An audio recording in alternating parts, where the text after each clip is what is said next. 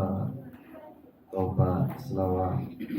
Moga-moga ilmu yang kita cuba bincang pada malam ini dibuka kepahaman oleh Allah Ta'ala pada akal dan hati kita, supaya dia menjadi bekalan yang baik dan benar dalam perjalanan hidup kita ini.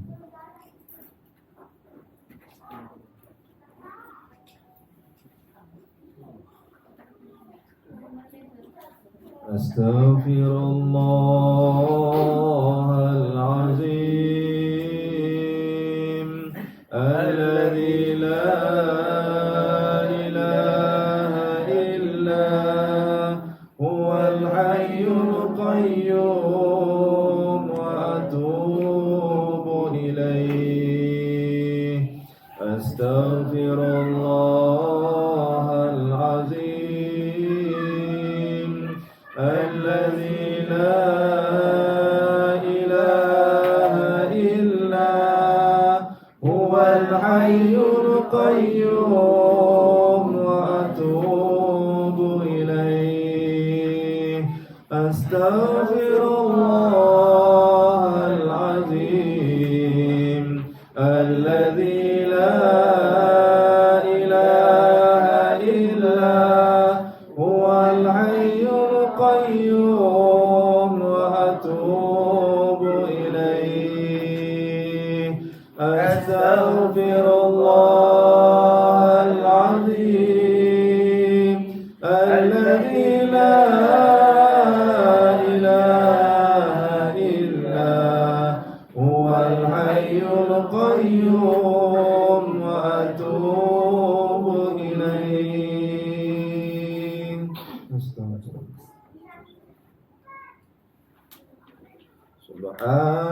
Subhanallah, alhamdulillah, wa la ilaha illallah.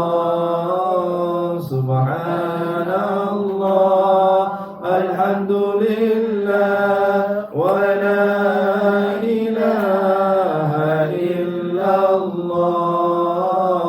Subhanallah, alhamdulillah, wa la ilaha illallah. Allah, Allah, ya Allah, Allah, ya Allah.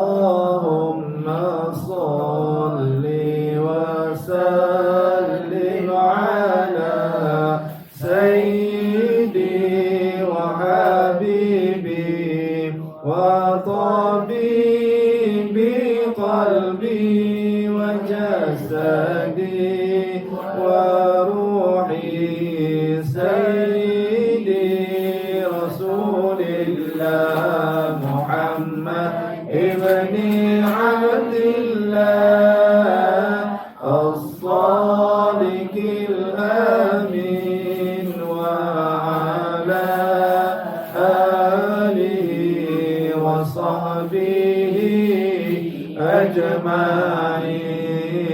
Allahumma salli wa sallim ala sayyidi wa habibi wa tabibi qalbi wa jasadi wa ruhi sayyidi rasulillah Muhammad ibni Abdillah as-sadiqil amin wa ala alihi wa sahbihi ajma'in. Allah, Allah, Allah, salawat dan salam atas junjungan penghulu dan kekal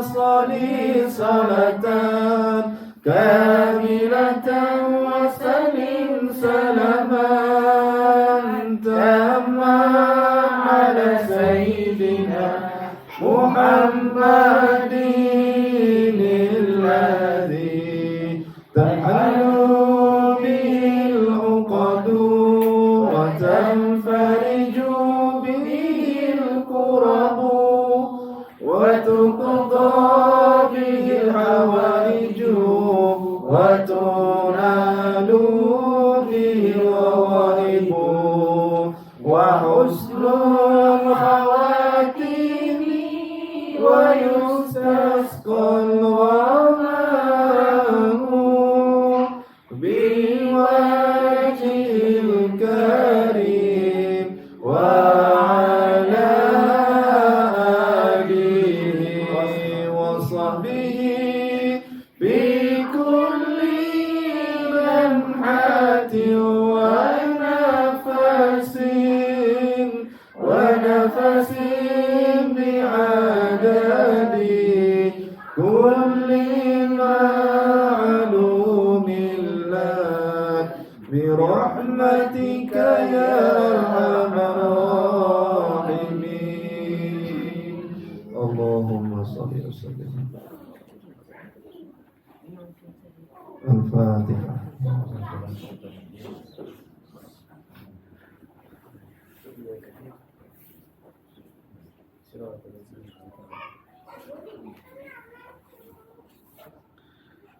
Bismillahirrahmanirrahim. Alhamdulillahirabbil alamin.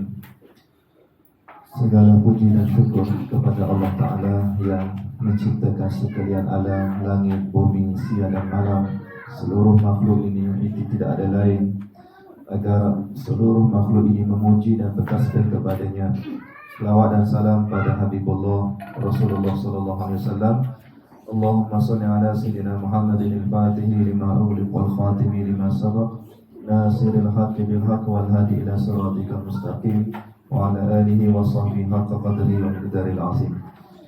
Tuan Haji, ibu-ibu, bapak yang dihormati sekalian, kita mana, Pak? Ingat sampai ke mana? Masih lagi sifat 20 kan? Sifat ma'ani. Sifat 24.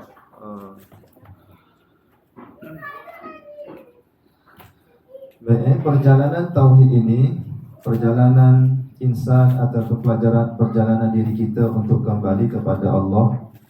Bila mana kita hidup dengan penuh kelalaian, penuh dengan dunia kita, dengan nafsu kita, dengan diri kita dan keluarga makhluk ini, banyak hidup dengan lalai, maka kita perlu kembali kepada Allah. Jadi jalan kembali kepada Allah itu ialah pertama dengan ilmu lah. Tanpa ilmu bagaimana kita tahu untuk kembali kepada Allah itu. Pelajaran tauhid ini pelajaran kembali kepada Allah. Jadi perjalanan pertama setelah kita faham bahawa ilmu itu sangat penting, maka ilmu apa yang perlu kita nak bekalkan? Pertama ialah ilmu cinta ataupun mengenal Rasulullah sallallahu alaihi wasallam.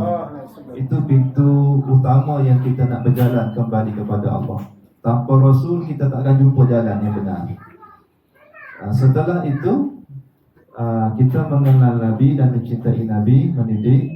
Sila duduk mana-mana yang selesa. Oh, Isai. Ustaz baru tanya demo mana? Oh, demo. Setelah kita memahami kepentingan mengenal dan mencintai Nabi ini, maka kita berselawat. Jadi yang selawat itu, maka terbuka lagi ilmu yang kedua bahawa kalau kita mahu mengenal Allah, ialah kita mengenal diri kita. Kerana diri kita inilah tempat Allah mentajallikan, Allah memantulkan, Allah menzahirkan apa yang ada padanya itu dipantulkan pada kita ini. Di sini tempat kita kenal Allah. Kemudian setelah itu kita masuk kepada yang ketiga.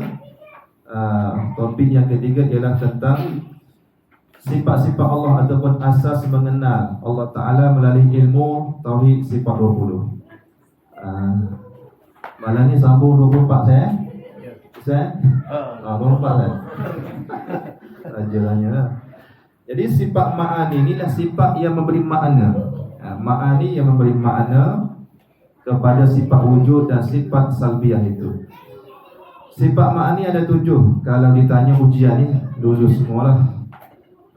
Semua boleh jawab kan. 7 sifat: qudrat, iradat, ilmu, hayat, sama, basar, kalam. Cuma di dalam ini ditulis kuasa, kehendak, ilmu. Ni terjemahan dia. Hidup, dengar, lihat, kata. Jadi istilah itu diurai di situ. Itu ialah membawa masuk pemilik tunggal. Pemilik tunggal, mana satu-satunya yang pemiliknya Allah, ownernya Allah Ta'ala. Sifat ini, contoh sifat qudrat yang ada pada saya, yang ada pada abang, haji, ibu-ibu semua, kakak. Jadi semua kita ada qudrat kan. Datang ni mesti ada qudrat, mesti ada kuasa berjalan. Berjalan tu dengan qudrat. Bukan dengan kaki tu. Ada orang ada kaki tak boleh jalan. Sebab tu jalan ni bukan hakikatnya dengan kaki. Kaki alat untuk berjalan. Kita berjalan dengan qudrat yang diperqudratkan, kuasa yang diperkuasakan. Jadi setiap qudrat yang ada pada kaki kita ini, tangan gerak kita ini, diam kita ini, pemiliknya adalah Allah. Itu nak diceritakan. Pemilik tunggal, pemilik satu-satunya. Pada manusia, pada haiwan, pada siang malam ni, gerak ni, berlaku siang malam ini, di situ adanya kuasa. Tanpa kuasa yang menggerakkan siang dan malam, tidak akan berlaku siang malam. Sebab itulah orang yang mengenal Allah melalui qudrat ini, dia tengok siang dan malam, dia sudah kenal Allah. Masya Allah, hebatnya Allah. Boleh menukar siang dan malam. Boleh alihkan matahari itu, naik daripada timur turun ke barat itu. Tenggelamnya matahari sehingga gelap. Mana ada kerajaan yang boleh ubah dan angkat matahari begitu. Di sinilah kita boleh mengenal Allah melalui sifat qudratnya itu. Qudrat. Itu pada alam. Jadi pada diri kita ni gerak jari ni kan. Boleh bergerak ni kerana ada, bukan kerana ada jari. Kerana ada kuasa. Kuasa angkat, kuasa gerak, kuasa angkat, kuasa bergerak gitu, ya, genggam, buka. Kalau tak ada kuasa, lemah, lumpuh. Walaupun ada tangan tak boleh gerak kan. Pernah sakit kan, terlantar, ataupun tengok orang mati, tangan tak boleh gerak. Ini menunjukkan bahawa kuasa qudrat itu bukan milik tangan kita, milik Allah. Itu nak ceritanya. Milik Allah. Kaki, tangan, gerak, diam, bergerak, tergolek, bangun, berdaulat, duduk, baring, semua itu, disitulah kenyataan qudrat Allah. Maka sebab nak tengok qudrat Allah, tak boleh tak nampak bagaimana qudrat Allah itu. Sebab qudrat Allah itu mukhalafah, tak sama dengan makhluk. Tak sama. Cuma kita boleh melihat pada bayang-bayang ini. Itu qudrat yang kita boleh lihat pada diri kita ini, pada gerak dan diam kita ini, pada anggota kita. Yang kedua, iradat. Iradat pemilik tunggal dan cerita berkehendak. Di mana kehendak itu? Pada hati kita. Pada hati ini Tuhan pantulkan. Kita tak ada kehendak kan? Allah pantulkan sifat kehendak pada hati kita, barulah datanya rasa nak makan, nak minum, nak tidur, nak berjalan, nak belajar. Jadi segala kehendak yang ada dalam hati kita ini adalah datang daripada sifat iradat Allah Ta'ala. Nampak dah Allah? Saya tidak ada iradat nak datang, tak ada kehendak nak datang. Lalu diperirodatkan, diperkehendakkan nak datang, maka bolehlah datang dengan kudratnya itu. Pada mana tu iradat? Pada hati kita. Allah pantulkan. Dia panggil pancarkan sifat iradatnya pada hati kita. Sebab nak lihat iradat Allah tak tahu bagaimana. Sebab iradat Allah ni dia tidak sama dengan kita, tak sama. Walaupun nampak sama iradat, tapi hakikatnya beza. Kemudian ilmu. Tuhan nak cerita dia ini wajib berilmu. Sebab sifat ma'ani sifat yang wajib bagi Allah. Wajib bagi Allah itu bersifat dengan ilmu. Di mana kita nak lihat ilmu Allah Ta'ala, Allah Ta'ala pantulkan sifat ilmunya itu pada akal kita ini. Dia pantul ilmu itu masuk pada akal kita, sehingga waraslah kita, tahulah kita. Tahu rumah ni dia, di mana rumahnya, tahu makan bagaimana, tahunya gelas, tahunya air, tahunya semua kita tahu. Kenapa? Dipantulkan setiap masa. Dan setiap pantulan itu tak sama pada kita ni. Orang ni begini dipantungnya, orang ni pahit dalam bab ini. Syahrul. Dia pakar dia bahan baiki kereta. Maksudnya dia pakar ilmu dalam bab kereta itu. Tuhan, dia ilmu tu milik Allah, bukan hak dia. Kita tidak ada apa-apa. Kita ni jahil, bodoh kita. Termasuk saya lah. Saya dipantulkan ilmunya begini, maka kita boleh gunakan posisi itu. Maka jangan lupa ilmu adalah milik Allah. Beza ilmu itu. Pada haiwan pun ada ilmu dia. Kenapa tak? Dipantul dari mana ilmu? Tuhan nak cerita dia itu ilmu, maka dipantulkan pada akal kita. Ketiga. Yang keempat, hayat. Hayat dipantul pada mana? Jantung kita. Dipantul pada jantung, maka di situlah berlakunya kehidupan. Hiduplah kita, boleh bergerak jantung kita. Kita hidup ni bukan kerana jantung kita bagus, bukan kerana saluran nafas kita bagus. Tidak. Kita hidup kerana diperhidupkan oleh Allah.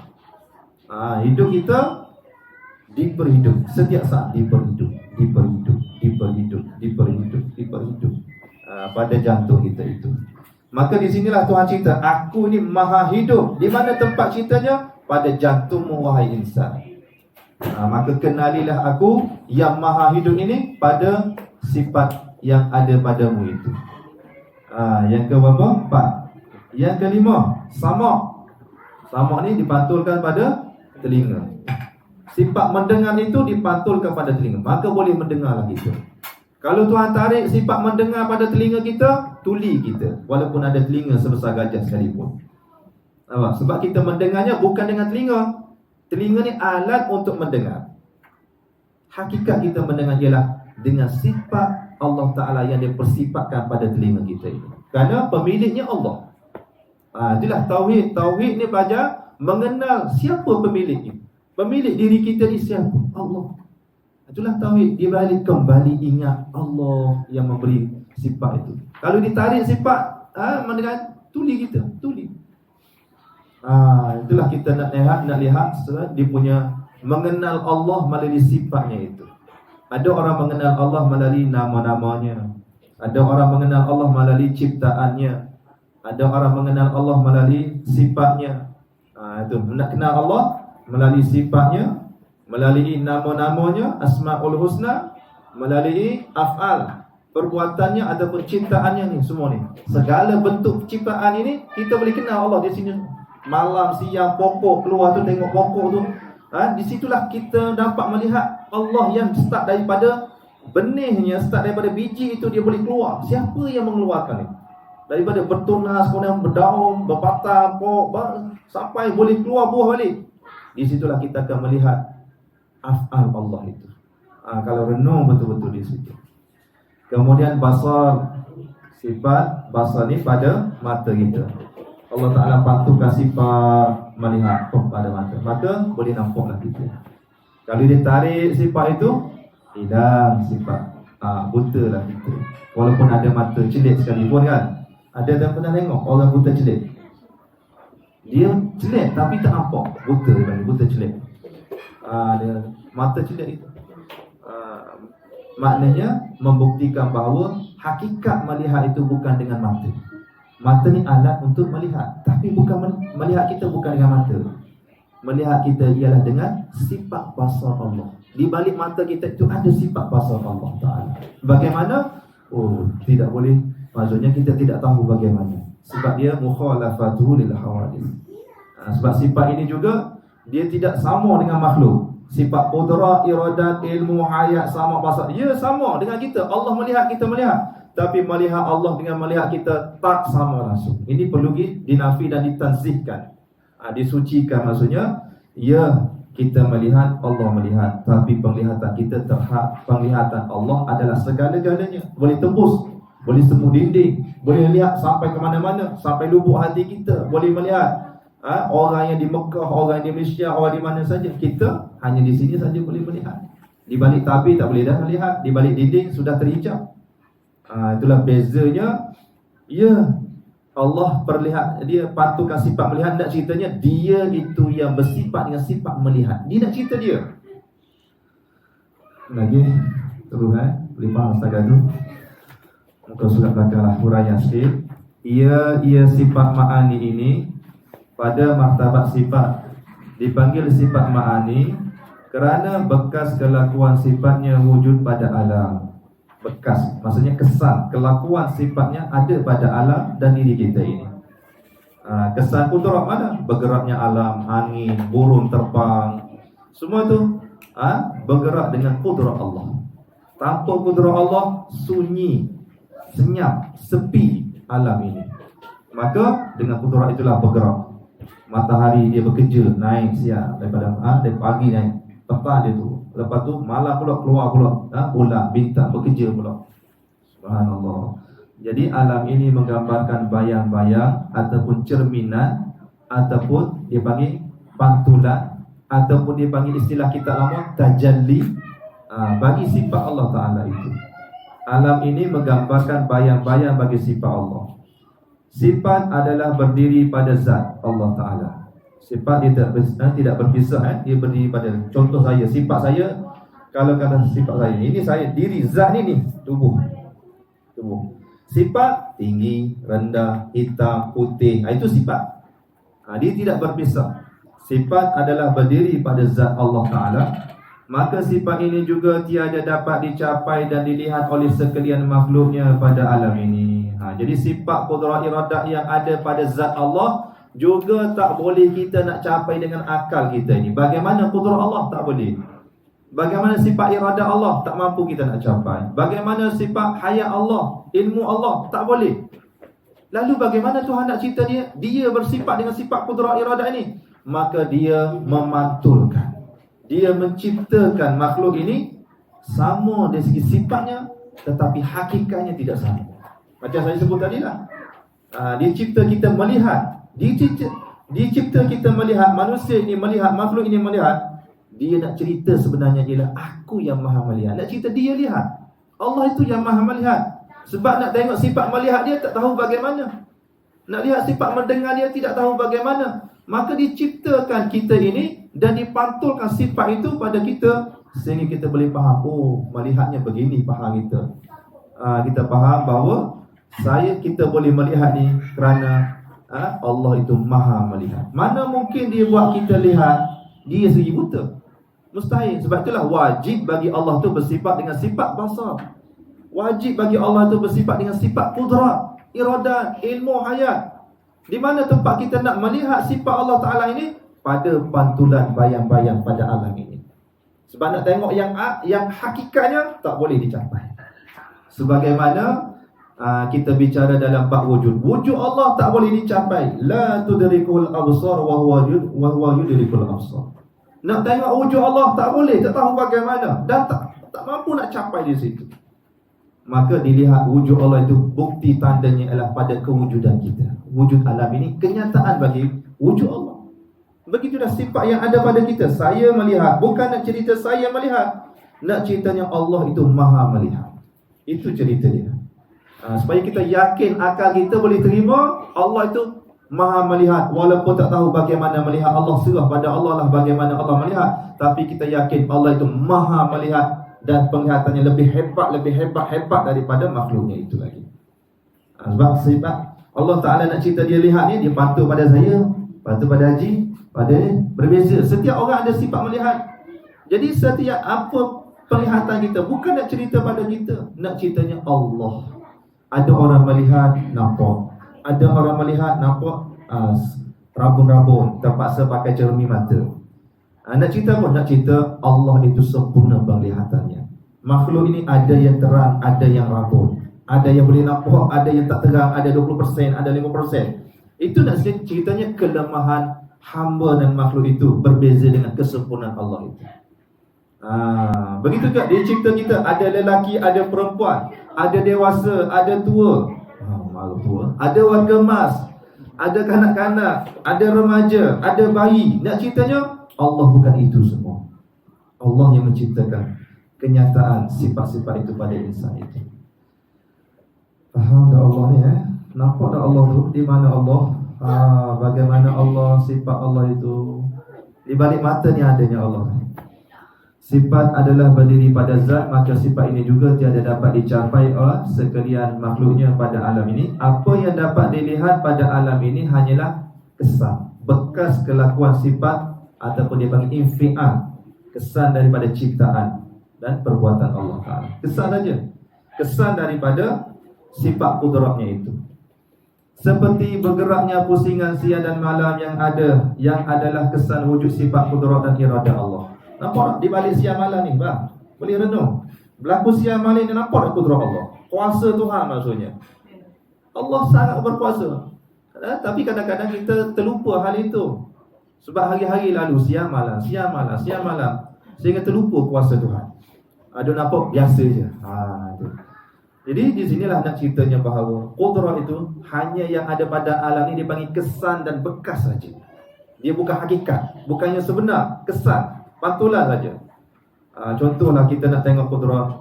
Kalau kita datang pagi esok lah, siapa nak datang sini, datanglah subuh esok dengan izin Jizu lah. Masa tengok pagi esok, dinding tu dia berlubang. Tengok dinding berlubang. Kita tengok dinding berlubang, mesti ada tumbuk ni. Takkan dia berlubang sendiri. Jadi kesan daripada tumbukan itu menyebabkan dinding itu berlubang. Walaupun kita tak tengok siapa yang tumbuk, siapa yang buat, kita tidak tahu. Tapi tengok dinding ini berlubang, bermakna adanya kuasa yang menumbuknya itu. Mesti dengan kudrat. Kalau tak ada kudrat ni orang ni, mana mungkin dia boleh pecah begini dinding. Mesti ada kudrat itu. Ini bagi kesan. Daripada kesan itu kita boleh kenal siapa orang. Mesti kuat hebat orang ni. Kalau tak kuat ni, mana boleh tembus begitu dinding. Jadi temu dinding, di situlah kita nampak hebatnya. Begitu juga kalau kita lihat pergi KL, tengok KLCC.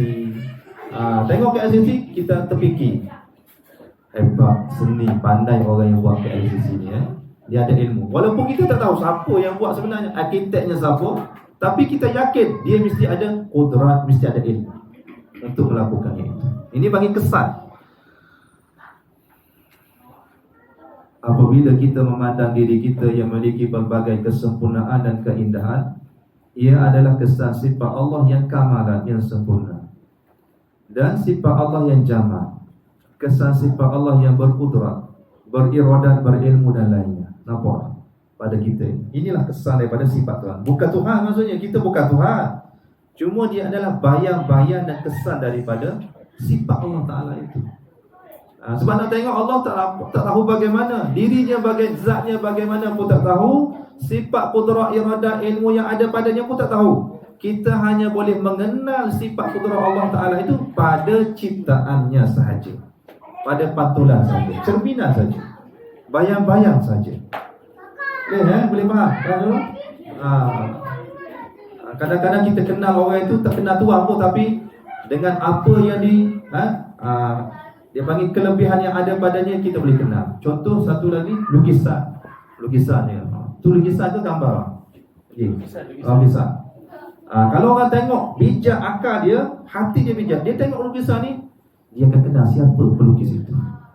Satu dia tengok, mesti ada pelukis. Kalau pelukis itu tidak ada, tak wujud, macam mana lukisan boleh ada? Ada lukisan kerana adanya pelukis itu. Walaupun kita tak kenal tu pelukis itu siapa, tapi kita yakin ada pelukis ni. Satu. Yang kedua, dengan lukisan itu kita boleh kenal pelukis ni dia mesti bersifat dengan kudrat, mesti ada kuasa. Boleh pegang pen, boleh nak lukis, mesti ada kuasa. Kalau dia lemah, dia tak boleh nak lukis. Dengan lukisan itu kita boleh kenal pelukis itu. Mesti dia ada kuasa, dia ada kudrat dia. Dia ada kehendak, iradah, dia ada kehendak. Dia nak lukis rumah ke, nak lukis pokok ke, nak lukis apa, mesti ada kehendak di situ. Pergi kepada ilmu. Ilmu, mesti dia ada ilmu, ada seni, kepandaiannya. Orang ni, kalau tak pandai, tak jadi lukisan ini. Ada lain. Tapi atas tak boleh. Sebab apa? Kuatnya cahaya. Begitulah kita nak lihat Allah yang hakikat itu tidak boleh capai. Kita hanya boleh melihat pada bayang-bayang ciptaannya ini sahaja. Nak lihat sifat kudrat iradat, lihatlah pada alam ini. Kesan ni, dia bagi kesan saja, bekas saja. Hakikat sebab dia tak boleh capai. Jangan dicari Tuhan yang gaib itu. Pandanglah pada ciptaannya itu, kamu akan dapat mengenal Tuhan. Ini dah bagi tahap kita mengenal Allah, sempadannya, laisanya pada bayang-bayang saja kita mengenal Allah. tak boleh sampai kepada hakikat itu. Apa tu? Jangan cari Tuhan yang gaib itu.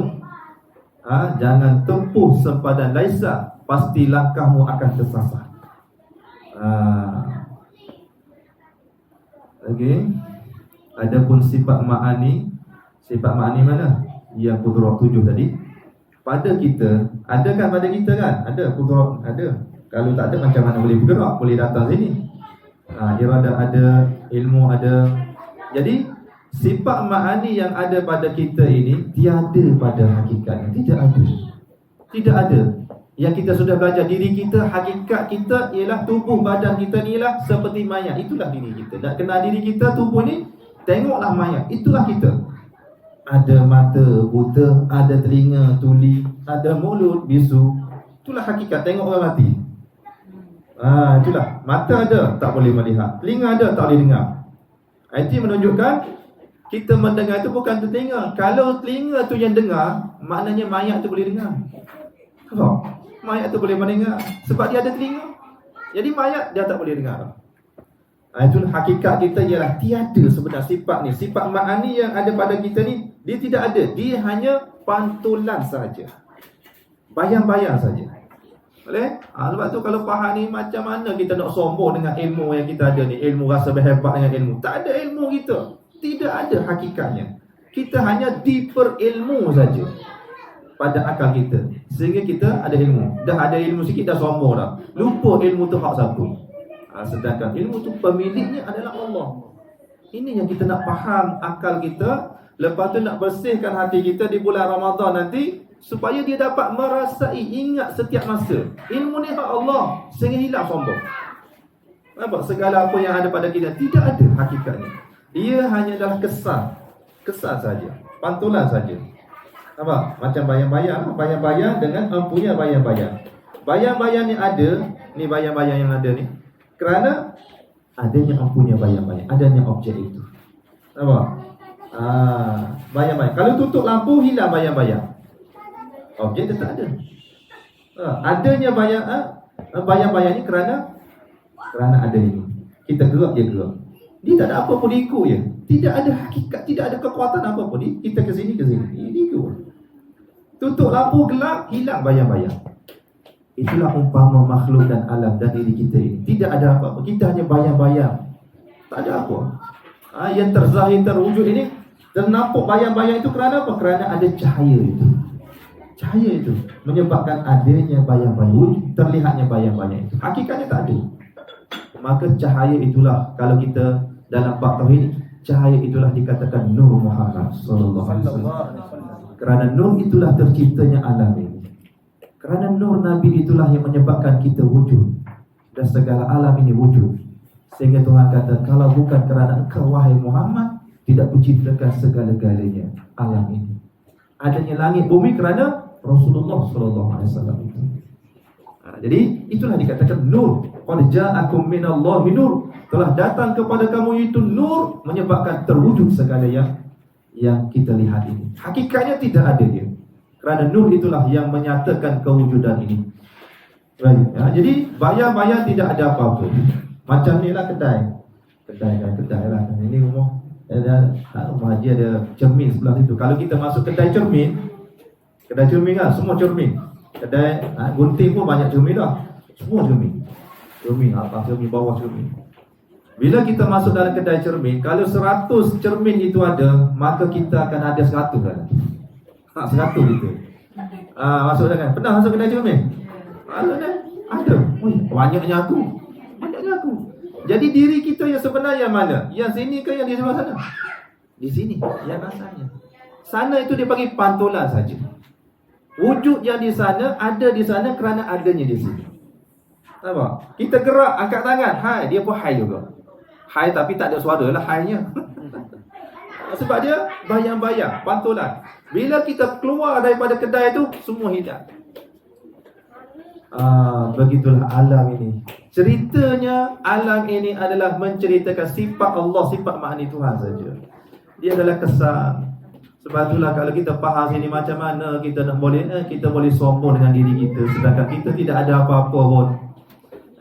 Tubuh hanyalah alat penzahiran kesan sifatnya seperti melihatnya mata, mendengarnya telinga, bercakapnya mulut, berfikirnya akal, berkehendaknya qalbi dan sebagainya, hati. Tubuh bagaikan sebatang kayu, ibarat mayat yang terbujuk kaku. Tubuh dan segala alat pada dirinya hanya berfungsi apabila dipersifatkan. Nampak? Ini nak faham lagi istilahnya. Dipersifatkan oleh Allah Ta'ala dengan diperkuasakan, diperkudratkan. Saya boleh gerakkan tangan saya kerana diperkudratkan. Baru kita boleh gerak. Bukan kita yang bergerak. Kita ni diper saja. Bukan gerak sendiri, diper saja. Sebab itu kalau kita faham diper ini, tidak ada siapa yang boleh bergerak kecuali diperkudratkan oleh Allah Ta'ala. Maka kita, kalau kita sendiri dan kita lihat orang lain pun sama, dan kita di situ lahirnya sifat sabar. Sabar je lah. Orang marah kita, orang maki kita, cela kita pun, orang ni tak boleh cela aku kecuali diperirodatkan oleh Allah Ta'ala itu. Anak-anak yang lari sana sini pun kita, kalau kita faham dengan mata hati kita, lari sana lagi, dengan kudrat Allah dia berlari. Maka sabarlah je kita. Aja sila. Jadi diperkuasakan, diperkehendakkan, diperirodatkan pada. Kemudian diperilmukan pada akal. Diper saja. Diper ni maksudnya tidak ada apa-apa. Hanya diper dengan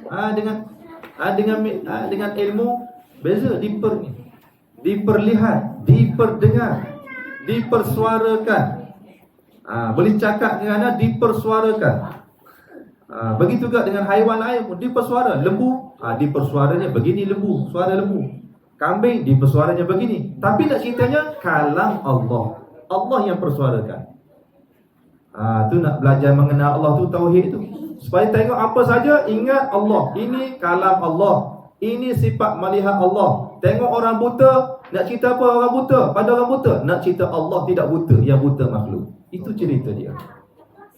Sebab tu ada Allah Ta'ala cerita, ada orang yang celik, ada orang yang buta, ada orang bisu, ada orang yang boleh cakap, ada orang yang tuli, ada orang yang mendengar. Nak cerita apa? Nak cerita kesempurnaan Allah itu, sifatnya itu. Pada makhluk tak sempurna. Ya, dia melihat, tapi melihatnya juga tetap lemah. Tetap lemah. Kita nak tengok benda-benda yang jauh dengan kita pun tak boleh. Terpaksa pakai teropong, terpaksa menumpang TV dan sebagainya. Jadi di sinilah kata Allah Ta'ala nak cerita sifatnya pada. Inilah tempat Allah cerita dia ni. Sifat dia, kudrat, iradat ni, inilah milikku. Inilah sifatku. Maksudnya sifat yang ada padamu itu adalah pantulan daripada sifatku, Tuhan. Kemudian diperhidupkan oleh Allah dalam had dan masa yang ditentukan. Nampak? Kudrat kita diperkudrat sampai masa lemah kita. Masa lahir-lahir dulu tak boleh jalan, belum lagi diper kan. Belum lagi diper, nak niarap pun tak boleh, jalan tak boleh. Menangis je. Bahasanya menangis, gerak kaki gitu je. Nak bangun sendiri tak boleh. Nak buat nak basuh najis sendiri pun tak boleh, nak pakai pampers sendiri pun tak boleh. Maknanya lemahnya insan dan manusia ini. Lalu dipermudratkan sikit, boleh meniarap, kemudian boleh mengesong, kemudian boleh merangkak, kemudian boleh berjalan bertatih. Ini Tuhan nak cerita setiap saat dia makhluk ini diperkudrat. Sampai satu tahap kita pun sakit lutut. Mana dah Tuhan dah tarik dah sikit sifat kudrat itu. Dah sakit lutut. Dulu jalan lari laju, sekarang jalan pun sakit lutut dah sekarang. Sapu minyak pun sakit lutut lagi. Maknanya nak ceritanya kudrat itu bukan milik kita, milik Allah. Inilah tauhid. Tauhid ni pelajarannya nak faham mudah je. Tauhid ialah pelajaran supaya kita mengenal, memahami dan mengingati, merasai sifat yang ada pada kita ini bukan milik kita. Nafikan. Sebab itu ada istilah nafi dan isbat. Zikir la ilaha illallah, nafi, menafikan hak kita, mengisbat kepada hak Allah. Kita tidak ada kudrat kecuali diperkudrat, barulah boleh berjalan. Kalau Tuhan tarik pada kaki kita, lumpuh kaki kita, lemah. Kan kita tak boleh stroke dan sebagainya itu. Inilah nak dipahami supaya lebur rasa sifat hak diri sehingga hilang sifat sombong dan sifat mazmumah dalam batin. Barulah dia akan jadi baik. Kalau kenal Allah tu betul-betul dan kenal dirinya, dia akan jadi baik manusia itu. Yang jadi sombong sebab apa? Dia lupa hak Allah itu.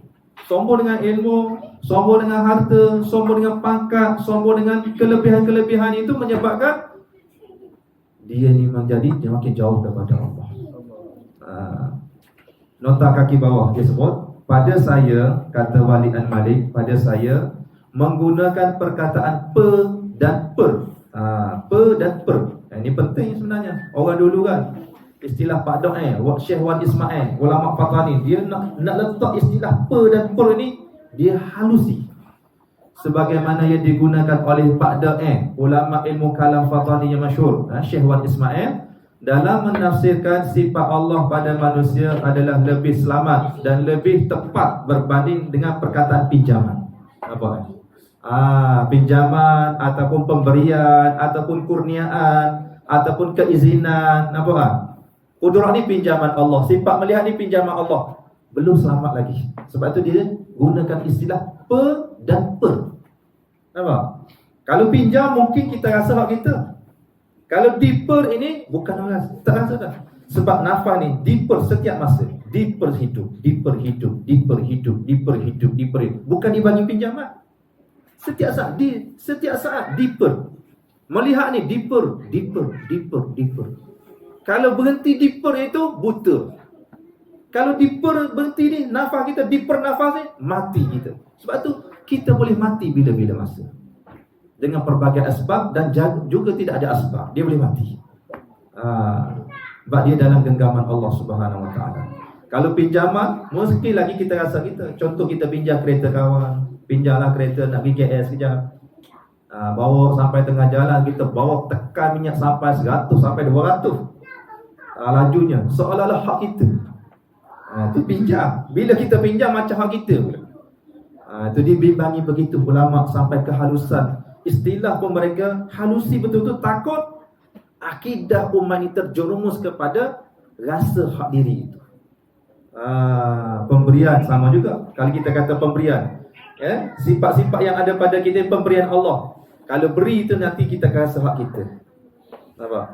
Pinjam apa macam hak kita. Macam kita buat loan lah, buat pinjaman kereta beli kereta di kedai, kereta baru keluar, bayarnya separuh, bayar muka je, bawa balik tu.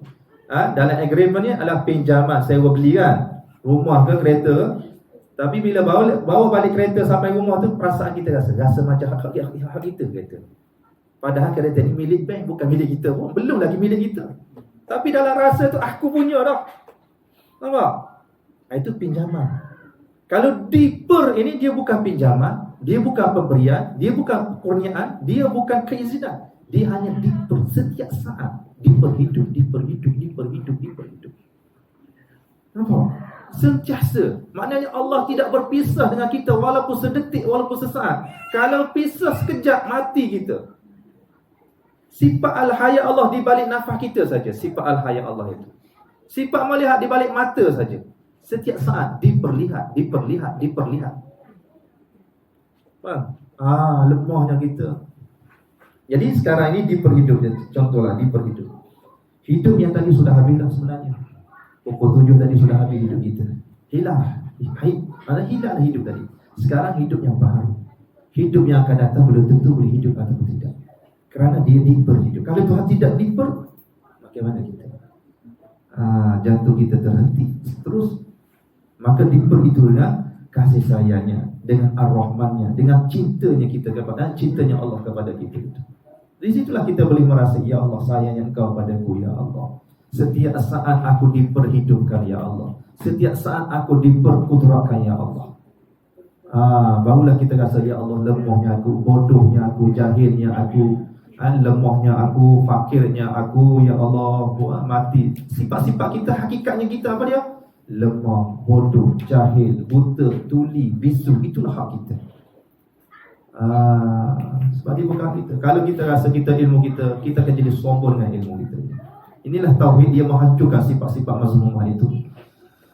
Jadi hal ini kerana dibimbangi berlakunya kefahaman bahawa kita memiliki sifat yang berdiri dengan sendiri setelah dipinjamkan. Ya Allah, ulama takut umat ini tergelincir dalam akidah qadariyah itu. Bila tipu aku jadi qadariyah. Nampak? Tuhan sudah bagi aku sifat hidup, sifat qudrat. Aku ikut suka aku lah nak guna. Jadi qadariyah di situ dalam pegangan kehidupan kita ini. Jadi bahawa kita memiliki sifat yang berdiri dengan sendiri setelah dipinjamkan, setelah dikurniakan, setelah diberikan, atau sifat itu sudah ada pada diri kita tetapi berfungsi setelah diizinkan oleh Allah. Kefahaman ini amat mudah menggelincirkan seorang itu kepada fahaman Mu'tazilah dan Qadariyah. Mu'tazilah ini bertuhan kepada akal dan logik akal. Qadariyah bertuhan kepada kuasa diri. Ini amat mudah. Ia berpegang bahawa manusia mempunyai sifat yang berpisah dengan Allah setelah dikurniakan, atau berpegang bahawa sifat itu tersusun atau berpisah-pisah. Sebab sifat ma'ani yang ada pada kita dengan Allah, dia tidak berpisah. Tak berpisah. Kita kalau kata pinjaman nanti rasa berpisah. Kalau diper ini tak berpisah. Tuhan ada di mana saja kita berada. Allah sifatnya ada di mana saja kita bergerak dan kita bersifat itu. Dia tidak berpisah. Sifat dan zat tidak berpisah. Boleh faham sangat tu? Habis tu boleh faham sifat ma'ani? Ya, sila boleh tanya. Bagaimana boleh dengan nafsu? Nafsu. Nafsu tu ada tak tahu nak explain, tapi macam nafsu tu adakah dia dengan sifat itu sendiri, dengan sifat yang Allah berikan, apa macam nafsu Kendak gini-gini kan. Nafsu adalah sifat yang kendak. Kalau tak ada nafsu nak makan contohnya. Jadi nafsu nak makan itu adalah datang daripada sifat iradah Allah. Allah beriradahkan pada hati kita, hati kita, maka hati itu beri kepada nafsu kita. Jadi nafsu ni boleh buat pilih, nak makan ke tak nak makan. Kehendak sudah ada, Tuhan nak makan ke tak nak makan. Nak makan ini ke nak makan ini. Nafsu kita pilih, nak pilih baik ke pilih buruk. Ini nafsu. Kalau nafsu kita berada pada tahap, maksudnya ada cahaya hubungan dengan Allah, maka nafsu kita akan pilih dengan kehendak Allah. Kalau nafsu tidak dihubung dengan cinta dengan Allah, kena Allah, maka nafsu dihubung dengan syaitan. Jadi salah pilih.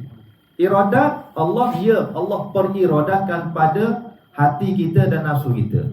Cuma kita lah kena usaha untuk betulkan nafsu itu. Nampak? Kalau kita didik nafsu kita dengan kejahatan, maka dia akan pilih kehendak itu dengan jahat. Kalau kita didik dengan ilmu yang baik, maka nafsu kita akan cenderung kepada baik. Ini perlu pada usaha ikhtiar. Sebab tu perlu pada cari ilmu. Tuhan dah ada datang kehendak dalam diri kita, nak ilmu. Ya, ilmu yang macam mana? Ilmu yang membawa kepada Allah ke ilmu yang membawa kepada yang lain daripada Allah? Sebab tu kena buat pilihan yang tepat. Nafsu adalah pantulan daripada sifat iradat Allah Ta'ala untuk dibuat pilihan manusia itu. Untuk manusia memilih baik ataupun buruk. Kalau tak ada nafsu, tak boleh hidup dah. Sebab Allah Ta'ala zahirkan daripada alam ruh, Allah Ta'ala masuk dekat alam dunia ini. Ruh ini dia ada 4, saya sebutkan. Satunya ialah nafas, ada fizikal, ada nasma, fizikal, tubuh kan, ada jasad. Kemudian ada ruh, dia ada jasad, ada akal, emosi. Emosi itu nafsu lah. Emosi itu nafsu.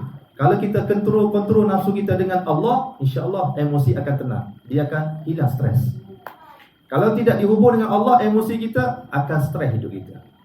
Sebab itulah nafsu kita ni mesti duduk di bawah kehendak Allah. Kita nak di situ.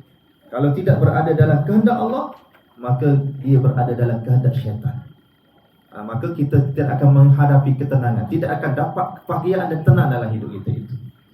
Sebab itulah nak dapat dia punya hubungan dengan Allah, dia mesti berhubung rohani kita dengan cahaya Rasulullah SAW, dengan selawat. Sebab itu nak hubung dengan Allah melalui selawat. melalui hubungan dengan Nabi itu. Sebab itu manusia insya-Allah dia akan jadi baik. Kalau dia selawat dia akan jadi baik. Dia akan jadi baik, akhlaknya akan baik. Kalau dia selawat, betul-betul selawat, hidup dengan selawat, insya-Allah.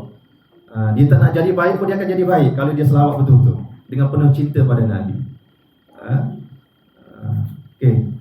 Boleh nampak dah nafsu itu. Kita ada nafsu, ada akal, ada jasad. Kemudian ada nafas, satu lagi nafas.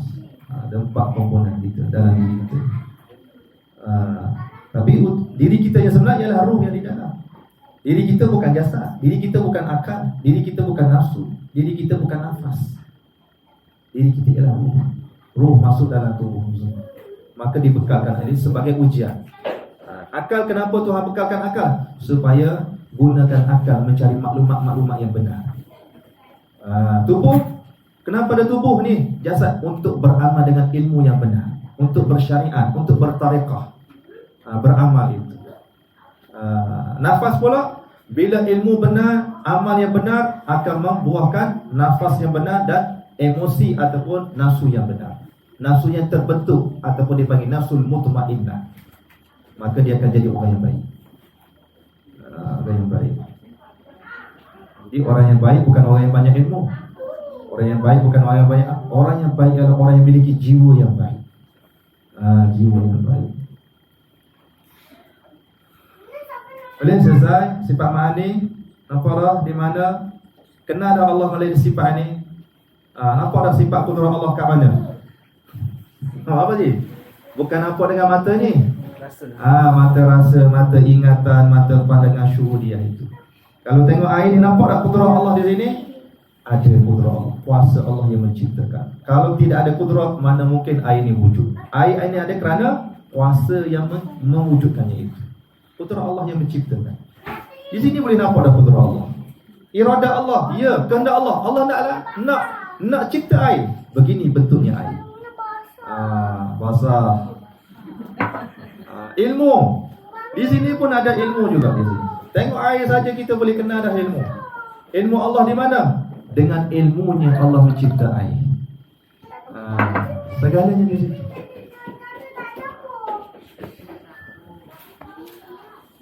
Nampak? Dia bercakap tu dengan apa? Dengan ilmu Tuhan. Suara keluar itu dengan kalam Tuhan. Allah pantulkan pada lisan. Keluar suara. Dia suara kanak bunyi macam ni, suara dewasa bunyi begini, berbeza. Tapi hakikatnya kalam Allah juga. Itu hati kita nak pandang syuhud. Sebab tu kalau pandang kepada Allah, sabarlah. Jadi hilang kemarahan sebenarnya. Dia datang ketenangan dan bahagia dengan hal itu. Boleh ya? Itulah hidup tauhid ni. Hidup bertauhid ialah hidup yang mahu sentiasa ingat kepada Allah, ingat kepada sifat Tuhan. Boleh bergerak dengan kudrat Allah. Jadi sifat ma'an ini boleh ada di sini. Semua boleh dilihat di sini. Sifat. Nanti bagi kalau baca sampai gila. Air tu air bukan Tuhan. Ya dah. Itu air pada pandangan syariatnya. Hakikatnya di sebalik air itu adalah sifat Tuhan. Asma'nya apa dia asma'nya? Ar-Razzaq. Nampak tak? Ar-Razzaq yang memberi rezeki dalam bentuk air. Dalam rupa bentuk air. Hakikatnya Ar-Razzaq. Allah yang memberi rezeki. Ni mata tu dia kena buka celik mata batin. Mata ni nampak makhluk, nampak air, nampak ni. Tapi mata batin dia melihat kepada pantulan sifat Allah. Barulah dia sempurna insan, sempurna tauhid, sempurna manusia, sempurna hamba. Kalau dia melihat kita melihat air, melihat alam, melihat manusia, tak nampak Allah dengan mata hati, bermakna mata hati kita buta. Buta. Siapa yang buta mata hatinya? Di sini tak nampak Allah di balik air. Nyata Allah ni air. Di balik nyata sifat wujudnya, sifat kudratnya, iradat. Tak nampak kudrat iradat Allah di alam ini, maka di akhirat dia lebih buta lagi. Wa man kana fi hadhihi al-a'ma fa huwa fil akhirati a'ma wa adallu sabila. Siapa yang buta melihat Allah di balik alam ini, di sini, di akhirat dia lebih buta, lebih gelap, lebih sesat lagi di sana. Sebab itulah kita belajar tadi nak celikkan mata hati kita ini. Mata ni dah celik dah, nak celikkan mata hati. Sebab Dajjal, iblis, syaitan ini, Dajjal ni simbol dia adalah mata satu. Ni Dajjal, simbol dia mata satu. Kalau iblis, syaitan, simbol dia apa? Tanduk. Tanduk kambing. Suka kambing, tanduk. Mana tengok, sebab dia gunakan simbol mata satu. Kalau pergi Saudi, pergi Mekah, Umrah pun tengok polis askar dia, lambang pun mata satu. Maknanya Saudi sebenarnya dalam kuasa Dajjal. Sistemnya sudah sistem Dajjal. Tengok jam pun, jam besar, mata satu. Kemudian bulannya begitu. Bukan begini, bulannya naik ke atas macam tandu gitu. Maknanya syaitan dan Dajjal sudah menguasai hal. Kaabah sudah tenggelam, tak nampak. Orang pergi pun nampak jam besar je. Kaabah sudah tenggelam dalam mata hati manusia umat Islam ini. Sebab tu Dajjal dia memadamkan cahaya hati dalam. Dia tak larang kita belajar ilmu luar ni. Celak, tengoklah. Yang dihalang ialah ingat kepada Allah, cinta kepada Allah, cinta kepada akhirat.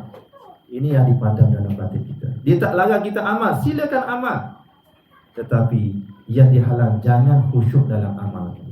Jangan lihat dalam amal, sehingga kita beramal dengan penuh sombong, riya, takabur, dengki, macam-macam. Makin amal, makin banyak dosa yang dilakukan. Itu yang kita tidak mahu. Sebab tu nak celik mata ni. Makin amal kita lah, kita boleh semayang ni kerana apa? Kerana Allah dengan kudrat yang diperkudratkan oleh Allah Ta'ala pada kita. Maka kita boleh berdiri, boleh rukuk, boleh iktidal, boleh sujud. Kita nak memandang di balik ibadah kita itu ialah kudrat Allah di situ.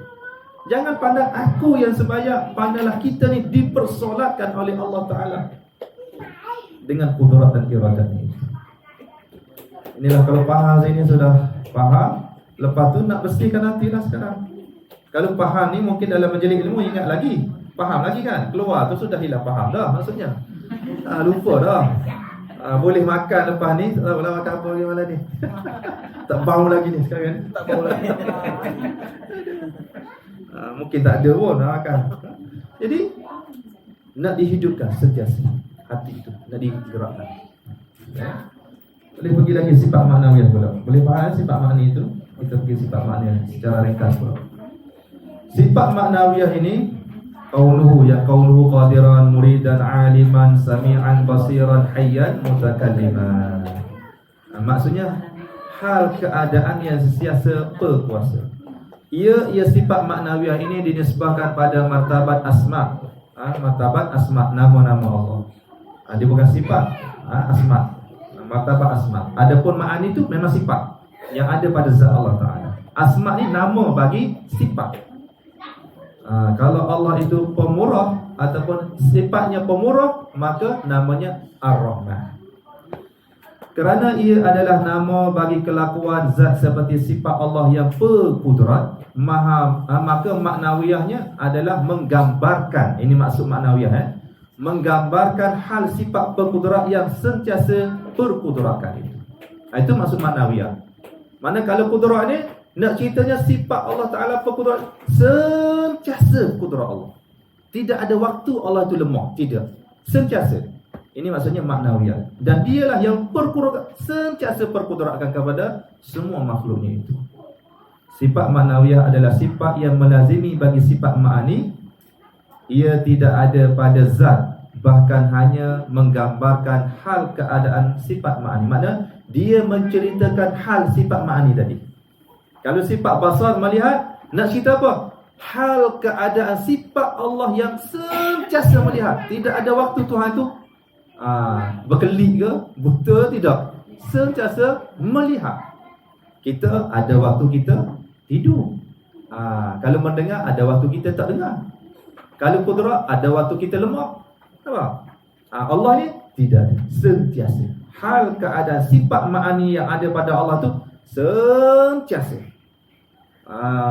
Itu nak ceritanya. Maknanya ni maknawiyah ni menceritakan hal keadaan. Akidah matan Ummu Barahin mengatakan bahawa segala sifat maknanya wajib dimasukkan juga. 7 sifat ni wajib dimasukkan juga. Maka ia melengkapkanlah sifat 20. Itu perbahasan ulama lah. Boleh? Nampaklah faham dari situ. Jadi sifat maknawiyah ni menceritakan hal keadaan sifat ma'ani itu. Nak cerita ilmu Allah, bagaimana ilmu Allah? Ilmu Allah hal keadaannya sentiasa. Tidak ada waktu Tuhan tu jahil walaupun seminit sesaat pun tidak.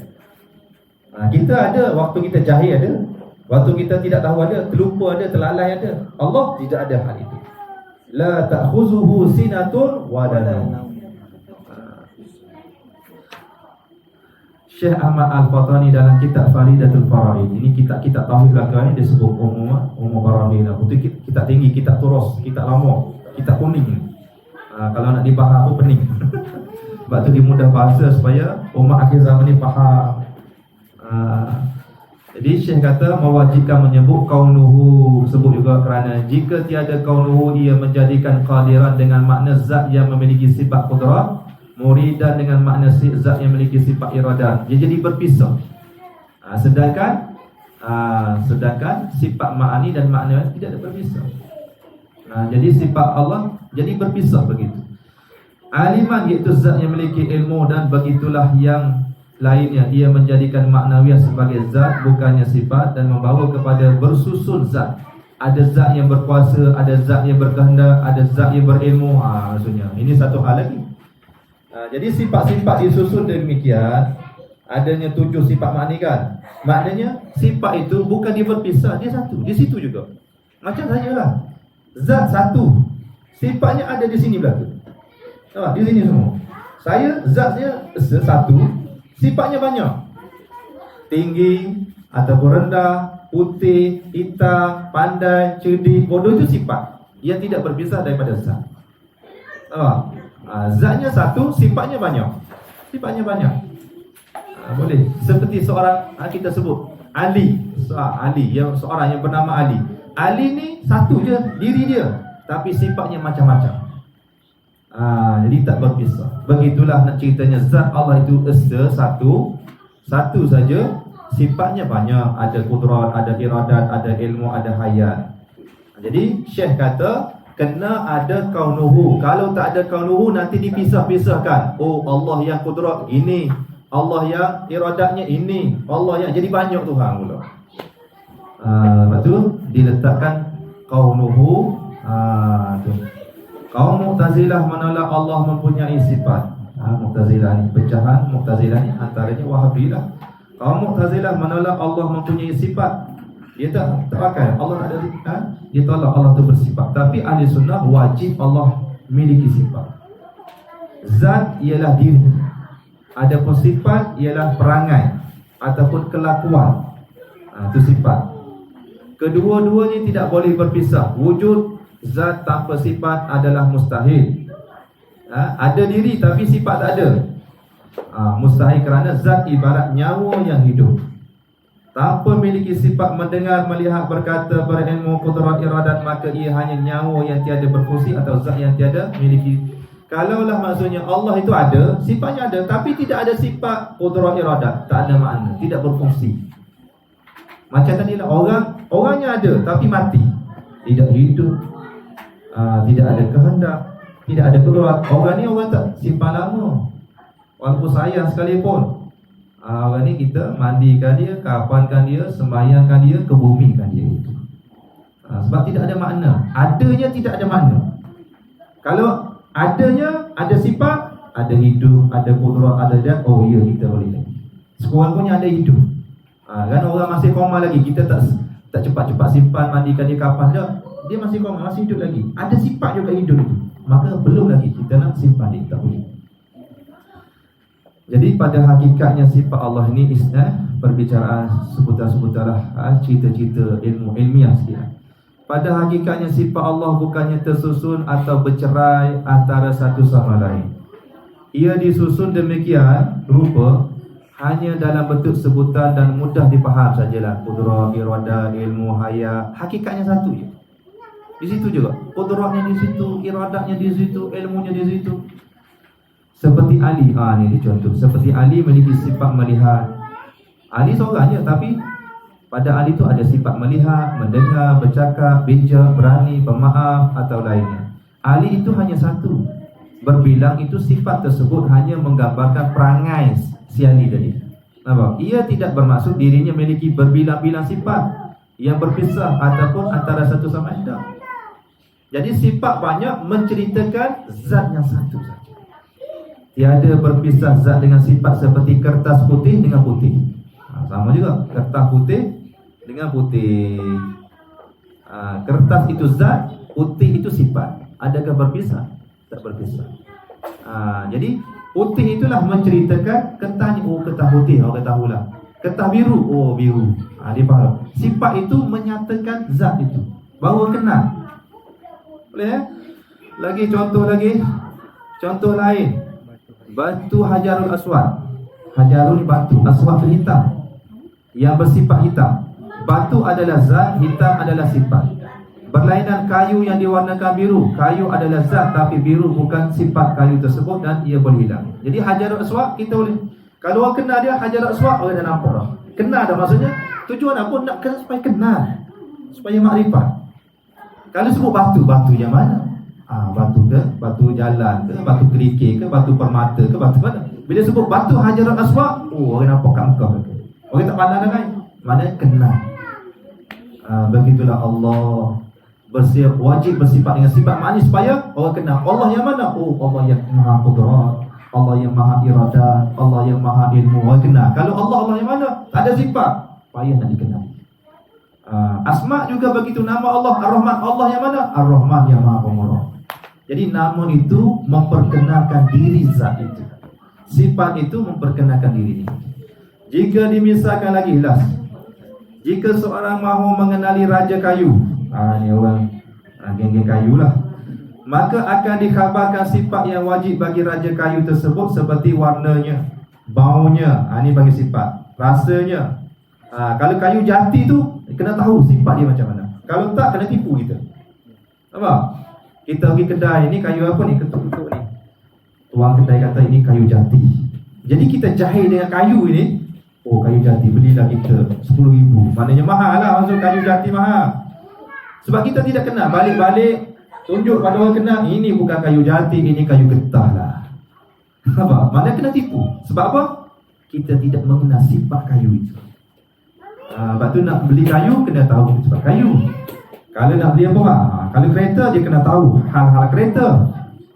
Kereta apa? Kereta Protosaga ke, kereta Ezora ke, dia tahu kereta itu. Jadi sifatnya, namanya itu dia panggil memperkenalkan dirinya itu.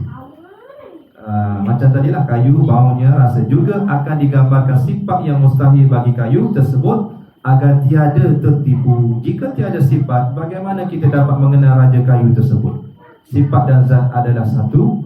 Zat adalah dirinya, sifat adalah perangainya, tabiatnya. Itulah. Inilah panggil jalan kenal. Kalau kita kenal Allah tetapi tidak tahu sifatnya, kita akan tertipu dalam kehidupan kita. Kayu pun kena tipu dah, rugi. Apatah lagi akidah kalau tidak dikenali Allah itu dengan sebenarnya, lagilah. Nak mati datang syaitan dalam bentuk cahaya ke, dalam bentuk syekh ni ke, dalam bentuk ibu bapa ke, dalam nenek moyang kita datang. Kalau kita tidak kenal sifat Tuhan itu, mudah sangat terkena tipu ketika kita saat-saat kematian itu. Inilah ilmu persiapan untuk mati ni, supaya kita tidak tertipu dengan tipu daya syaitan, tidak tertipu dengan tipu daya nafsu kita, tidak tertipu dengan tipu daya apa betul. Sebab kita dah kenal Allah ni gini dia, Allah wujudnya tidak, bukan begini, bukan begini, bukan, tidak begini. Dan dia maha kuasa. Dia kita kenal. Boleh? Ya Allah. Akhir sekali sabda Rasulullah SAW. Itu dipanggil doa. Doa ni dipanggil doa al-hirs. Doa al-hirs, doa pendidik. Allahumma anta rabbi la ilaha illa anta, alaika tawakkaltu wa anta rabbul arshil azim, ma syaa Allah kana wa ma lam yasha' lam yakun, la hawla wa la quwwata illa billahil aliyyil azim. A'lam anna Allah ala kulli syai'in qadir wa anna Allah qad ahata bi kulli syai'in 'ilma. Allahumma inni a'udzubika min syarri nafsi wa min syarri kulli dabbah anta akhidhun bi nasiyatiha inna rabbi ala siratin mustaqim. Ini panggil doa al-hirs, doa pendidik. Al-hirs ni alif lam ha ra sin, haris, mana pendidik, penjaga, pendidik. Dia ada amalan ayat, dia panggil wirid al-hirs ada. Ini doa dia. Wirid al-hirs. Ini boleh diamalkan.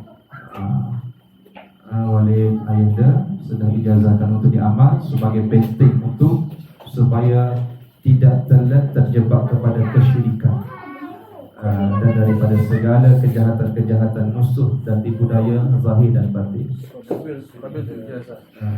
Alhamdulillah. Habis tuan sifat selesai dulu. Buka soalan. Ada ujian. 10 minit ujian. Ada soalan nak tanya apa-apa lah soalan. Kalau faham sini, insyaAllah Ramadan sempurna lah tahun ni. InsyaAllah. Kalau faham sempurna tahu. Tahun ni agak maksudnya bila kita ada tauhid di sini, maka kita ibadah tarawih 8 ke 20 kita tidak bergaduh lah. Kita fokus kepada sifat Tuhan dalam ibadah kita. 8 ke 20 kita tak kisah. Boleh 8, boleh 20. Semua dengan iradat dan kudrat Allah Ta'ala kita lakukan. 8 pun Allah juga, 20 pun Allah juga. Ikut kemampuan kita. Kalau galangan, tambahlah 20 ke 40, tak ada masalah. Yang penting kualiti dalam ibadah itu. Kuantiti, ya nak, tapi yang ditekan ialah kualiti. Sebab itu tauhid. Bagaimana kualiti itu? Berdasarkan pada hati yang terhubung dengan Allah. Kalau dia semayang angkat tangan, dia ingat, aku angkat ya Allah dengan kudratmu, iradatmu, ilmumu ya Allah. Aku baca dengan ilmumu, aku rokok dengan kasih sayangmu, maka itulah dikatakan ibadah yang berkualiti. Kalau ibadah nampak aku yang baca surah, aku yang berdiri, aku yang rokok dengan kuasa aku, dengan ilmu aku, mana ibadahnya tidak ada kualiti, walaupun kuantiti banyak sekali. Mana bila banyak sekali tidak ada kualiti, tidak ada ingatan dan hubungan hati dengan Allah, semayang tidak ada nilai. Tidak ada, rugilah, maksudnya rugi. Buat kerja tak dapat gaji. Sedangkan bulan Ramadan ni Tuhan gandakan. Gandakan 1 sampai 10 sampai 70 sampai 100, bahkan lebih daripada itu. Sehingga Tuhan kata, aku yang saja yang boleh mampu memberi, ikut suka aku lah, maksudnya. Sebab di bulan Ramadan dengan bulan yang tidak Ramadan dia lain. 1 minit di bulan Ramadan dengan 1 minit di bulan yang lain tak sama nilai, tak sama. Walaupun sama detiknya, secondnya, tetapi nilainya tidak sama. Sembahyang 2 rakaat di bulan Ramadan dengan di luar Ramadan sama, tetapi nilai di sisi Allah tidak sama. 2 rakaat. Kalau kita sembahyang sunat di bulan Ramadan, maka ganjarannya diangkat 2 rakaat itu, sunat itu menjadi pahala fardu. Dan pahala fardu pula diangkat sampai 70 kali ganda. Sebab itulah orang yang faham Ramadan, kenal Ramadan, dia akan kejar Ramadan itu bukan nak kejar Ramadan, dia mengejar keampunan Allah, mengejar cinta Allah di balik amal-amal itu. Sebab dia tahu di balik amal itu pahala-pahala yang meningkat berganda itu adalah cahaya daripada Allah, dan mereka yang kejar ialah cahaya cinta Allah dalam ibadah itu. Sebab itu kita tidak kejar yang mampu saja. Ya, kita nak sungguh mampu, tapi yang ditekan mesti ditekan kepada hati yang hidup sentiasa ingat dalam ibadahnya itu. Inilah maksudnya sifat 20 ni. Qudrat iradah kita nak ingat tu ya. Semaya rukuk kita nak ingat Allah ya. Sebab tu semaya jangan laju sangat. Bulan Ramadan ni ekspresnya kan ada ekspresnya. Dah lapar tu ekspres lagi. Dia kejar semaya cepat habis. Dikejarnya cepat habis, bukan dikejarnya Tuhan dalam ibadah itu. Ibadah sudah betul, cuma kena betulkan hati itu. Itulah betulkan hati kita. Bila diganda cahaya itu pada sufi, cahaya itu pahala itu adalah cahaya yang boleh membersihkan hati. Bila hati bersih, dia akan makin nampak Allah, makin nampak Allah, makin ingat Allah, makin rindu pada Allah, makin asyik kepada Allah, makin menyaksikan hak Allah Ta'ala. Apabila hati itu sudah ada nur cahaya. Kalau fiqh diajarnya supaya kita banyak beramal. Ini fiqh. Tapi tasawuf amalnya ialah apa dia? Yang ditekan dalam amal itu ialah tumpukan hatimu kepada amal itu. Tumpukan hati itu dalam beramal. Penyucian hati, kebersihan hati. Bezanya fiqh kena baca, tasawuf juga baca. Fiqh dikejar banyak beramal. Tasawuf dikejar ingat Allah. Itu bezanya. Allah. Dan saya soalan? Ada soalan kan? Macam mana nak membalancekan tasawuf dengan fiqh? Ambil sana. Fiqhnya di luar, amal di luar. Tasawuf amal hati. Nampak? Nak dapat tasawuf ini dia kena bersih hati. Kena banyak taubat, kena banyak selawat. Haji Yusuf tanya tadi, amalan apa saya semua di bulan Ramadan? Saya nak amal apa? Amalnya sudah ada, cuma yang penting betulkan hati. Amal yang utama pada saya ialah tauhid kepada Allah. Ada pun yang lain silakanlah. Yang mampu banyak-banyak, yang sikit-sikit, yang sederhana-sederhana silakan. Yang penting amalnya ialah tauhid. Sebab itu dalam kitabnya sebut di belakang itu, ibadah yang paling tinggi ialah bertauhid kepada Allah. Itulah ibadah tertinggi. Kalau ibadah sembahyang banyak tidak ada tauhid, tidak ada makna ibadah itu. Tapi kalau ibadah itu sedikit, ada tauhid, itulah nilai Allah pada hamba-Nya itu. Jadi tasawuf, bersihkan hati sampai ingat Allah. Sebab itulah bulan Sya'ban, bulan Rajab ini bulan taubat kita sungguh-sungguh. Bulan kita selawat betul-betul supaya cahaya cinta itu pada Nabi itu dia hidup betul-betul. Barulah Ramadan kita boleh mengisi dengan lebih hebat lagi maksudnya. Penyucian hati dan Ramadan kita tekan minyak betul untuk mengisi sehinggalah habis 30 Ramadan itu barulah kita dikatakan Aidil Fitri. Aidil Fitri kembali kepada fitrah yang asal. Apa asal kita? Jiwa yang sejahtera, hati yang mutmainnah, jiwa yang ada sifat sabar, redha, pemaaf, sangka baik, syukur, tawakal, ikhlas. Inilah jiwa yang mutmainnah. Jiwa yang kalau 30 Ramadan kita lalui amal hebat-hebat tapi penyakit dengki masih ada. Tak ada mana ibadah itu. Mana ibadah ada masalah. Bagaimana nak balancekan fiqh? Fiqh wah. Kena baca fiqh. Sembahyang ya angkat takbir, baca Fatihah rukuk tidak. Tasawuf ingat Allah, angkat takbir pun ingat ini kudrat Allah. Baca pun ini kalam Allah, ilmu Allah, kehendak Allah. Semuanya dalam tak A daripada A sampai Z dalam hati ingat pada Allah. Payah ingat. Lepas sembahyang astagfirullah ya Allah, saya sembahyang tadi lalai ya Allah, ampunlah dosaku ya Allah. Kalau khusyuk, alhamdulillah khusyuk ya Allah. Jangan sombong dengan khusyuk. Sebab khusyuk itu kita tak mampu nak khusyuk kecuali Allah yang khusyukkan kita. Ikhlasnya juga, kita tak mampu nak ikhlas. Kita hanya diperikhlaskan oleh Allah. Dan ikhlas jangan sombong. Ada ke orang sombong dengan ikhlas pun ada. Dia sama saya dah ikhlas dah. Saya rasa ikhlas betul-betul. Maknanya dia masih ada di diri lagi. Kerana apa? Kerana kita tak boleh nak ikhlas kecuali diperikhlaskan oleh Allah.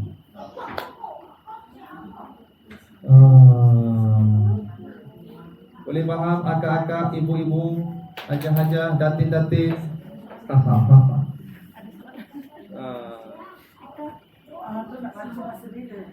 Ya. Doa ni boleh bila-bila masa. Kalau saya pagi dan petang lah. Dia ada wirid. Kalau siapa yang masuk dalam daurah dia panggil himpunan doa maksurat itu, amalan-amalan aulia itu, kita sudah ijazahkan ada dalamnya. Doa Nurun Nubuwah pun ada, Ratib Haddad pun ada di situ, termasuklah wirid al-hirsi. Baca pagi dan petang. Paling. Kalau nak baca setiap kali solat, ahlan wa sahlan. Lagi bagus. Tujuannya baca doa ini untuk apa? Untuk menguatkan ketauhidan. Supaya Allah Ta'ala ampunkan dosa kita. Jauh daripada kesyirikan. Hindarkan kita daripada pegangan-pegangan akidah yang salah dan sesat. Itu yang utamanya. Sudah selesai dah tu Kesimpulannya sifat 20 ini adalah asas kepada perjalanan kita nak menuju kepada kesempurnaan tauhid. Ini asas, barulah asas. Jadi belajar sifat 20 ini dia panggil baru mengesah iman. Belum beriman lagi, baru mengesah imannya. Baru sah belajar sifat 20. Jadi nak sempurna iman dia kena masuk kepada proses penyucian hati. Bacaannya lah. Kalau panjang umur insya-Allah. Amin. Ada tak panjang pun insya-Allah lah. Mudah-mudahan Allah Ta'ala terimalah makbul. Apa yang kita baca ni sudah ada niat untuk menuju kepadanya, cuma tak habis lagi ya Allah, belum sampai lagi ya Allah. Engkau tahulah hajat-hajat dan niat kami ya Allah. Kalau kita meninggal tak selesai, insya-Allah di alam barzakh Rasulullah SAW akan datang untuk selesaikan ilmu ini. Sehingga dibangkit daripada kubur, selesailah ilmu ini. Dia dua, sama ada Rasulullah ataupun para awliya, para wali. Ruhani para awliya datang mengajar dalam kubur, datang mengajar ilmu ini. Ilmu bukan sekadar ilmu faham, tetapi di sana sudah dipelajari ilmu rasa, ilmu syukur, ilmu tenggelam dalam keasyikan dengan Tuhan. Yalah, selesai, wallahu a'lam. Kena ulang-ulang lagi lah, ulang-ulang sampai dia cair, sampai dia dalam. Alhamdulillah. Allahu Allahu Allahu Allahu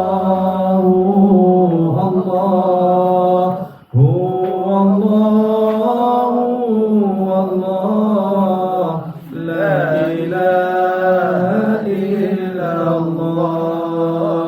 Ya Allah, hamba bersimpuh memohon kasih ampun dari-Mu pada diri yang penuh dosa, bagai lautan lumpur membentang. Ya Allah, hamba bersimpuh memohon kasih bertali dengan-Mu. Wujud-Mu tiada bertempat, tiada bersentuh, tiada berjarak.